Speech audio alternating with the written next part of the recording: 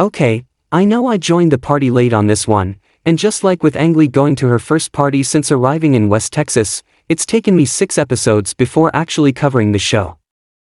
Notwithstanding, I gave it a gorge the previous evening since I was hearing such beneficial things about it, and I got up to speed with perfect timing for the present episode. Following Cooper being set free from the medical clinic after he was gone after by Manny and Antonio, we saw him going to remain with Ariana, where their relationship created in a positive way. Really that well, we likewise saw the danger of the cartel actually being available, and it's seeming as though Angley could well get utilized as a pawn in their game as an approach to getting Tommy and Monty to pay for the misfortunes they endured. Additionally, the last thing we saw was Rebecca glancing satisfied subsequent to figuring out that Cooper was Tommy's child. She might well have an arrangement that could get Ariana to sign the papers at last. In this way, with that, we should jump into the video and separate all there was to detract from the episode.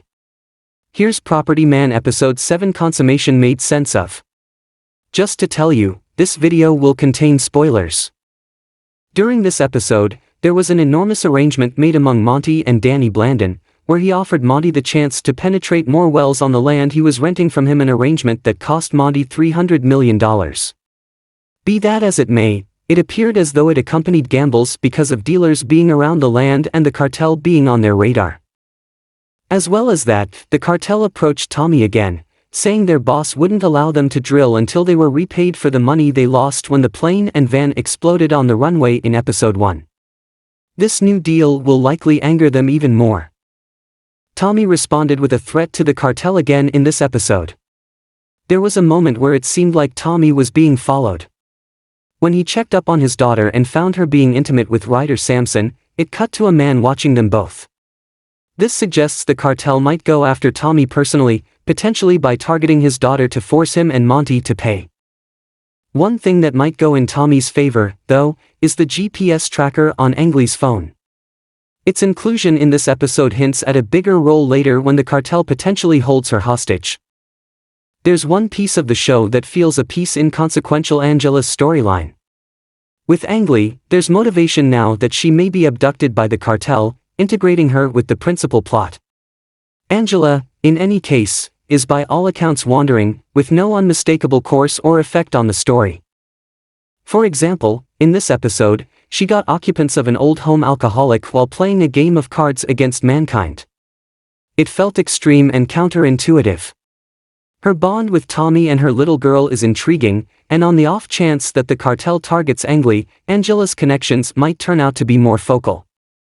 Why was Rebecca grinning?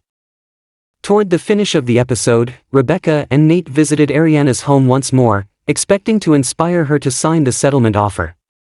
At the point when Cooper went into the room, Rebecca found he was Tommy's child and was with the Medinas when they kicked the bucket.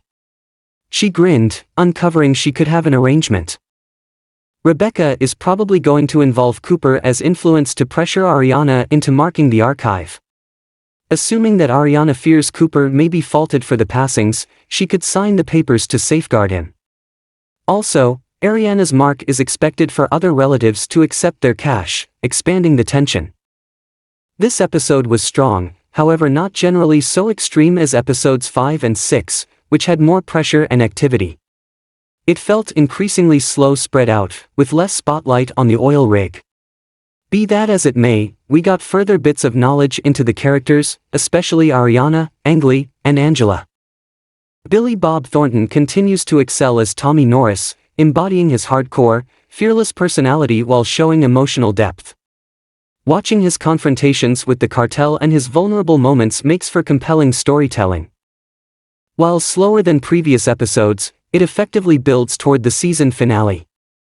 Once the cartel takes center stage, the stakes will undoubtedly reach their peak. In terms of Taylor Sheridan's shows, this one is right up there, just behind the Yellowstone universe. The characters, setting, and high-stakes industry make it captivating. Even the music perfectly complements the story's mood and setting. I can't believe it took me so long to appreciate how good this show is. I'll be covering the rest of the season, so be sure to subscribe for more breakdowns. What did you think of this episode? Let me know your thoughts in the comments. Thanks for tuning in, and I'll see you in the next one.